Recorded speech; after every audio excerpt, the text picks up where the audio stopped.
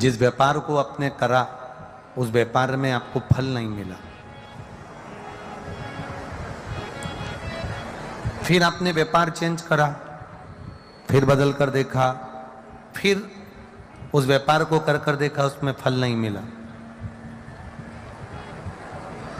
फिर आपने वापिस व्यापार को बदलने का विचार किया, तो हमारा निवेदन रहेगा उस व्यापार को बदलने से पहले एक काम जरूर कर देखो।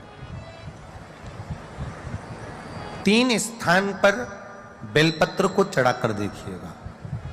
अगर आपको लगे कि मैंने व्यापार बदल लिया, एक बार बदला, कई लोग ऐसे भी होते हैं जो पैसा इकट्ठा करते हैं, धन एकत्रित करते हैं, और कोई व्यापार ऐसा कर लेते हैं जिस व्यापार में धन चले जाता है तो वो धन वापिस नहीं आता महाराज, वो व्यापार का धन वापिस नहीं आ पाता।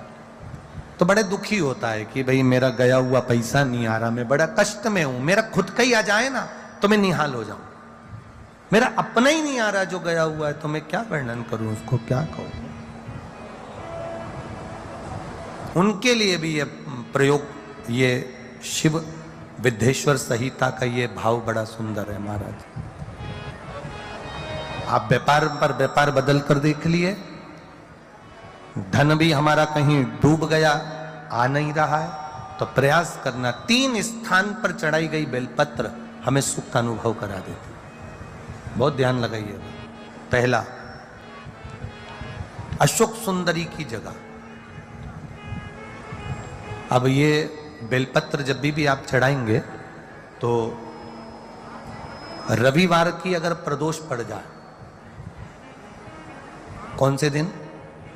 रविवार की प्रदोष के दिन ये प्रयोग अवश्य कर देखिएगा। ज्यादा बार नहीं करना है, केवल एक ही बार करना, बाबा स्वयं कृपा करेगा। अपने मंदिर में, अर्थात अपने घर के पास कोई मंदिर हो, शिवालय हो, देवालय हो, जहां शंकर भगवान विराजमान हो, शिवलिंग हो, ऐसी जगह पर अवश्य करें। हमें कहीं दूर जाकर ये प्रयोग नहीं करना है, अपने शिवालय, अपने जो घर के आसपास में शिवालय हो वो। एक बेलपत्र अशोक सुंदरी वाली जगह। अब उसको अशोक सुंदरी की जगह पर भी चढ़ाने का तरीका क्या है?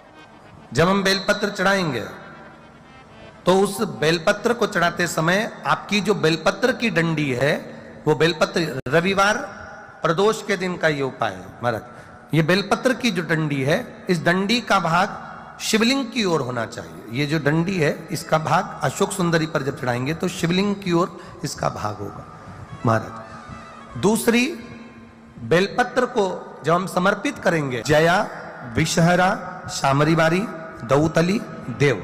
मान लो जलाधारी ऊपर नहीं है शंकर जी के, तो उसका स्मरण कर 5 कन्याओं का नाम लेकर, जया, विषहरा, शामलीवारी, दौतली, देव, इनका स्मरण कर शंकर भगवान के शिवलिंग पर बेलपत्र रखेंगे।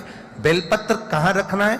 आप अगर यहां बैठे हो तो आपके विपरीत में डंडी का मुख होना चाहिए। ये बेलपत्र की जो डंडी है, इसका मुख आपके विपरीत में हो। आप यहां बैठे हो तो डंडी उधर होगी, आप इधर बैठे हो तो डंडी का मुख इधर होगा, आप उधर बैठे हो तो डंडी का मुख इधर होगा। आपके ठीक विपरीत की ओर डंडी का मुख हो।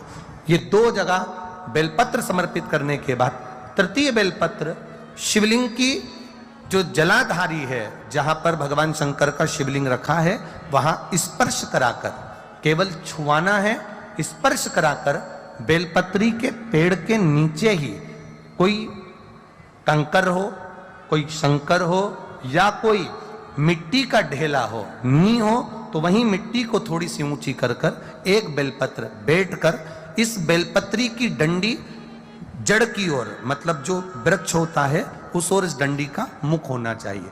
ये 3 रविवार के प्रदोष के दिन शंकर भगवान पर चढ़ाई गई बेलपत्र से हमारा गया हुआ धन भी पुनः आने का रहता है, और हमारा जो व्यापार बार बार बंद हो रहा है, शिव की कृपा से एक बार चालू तो चालू हो ही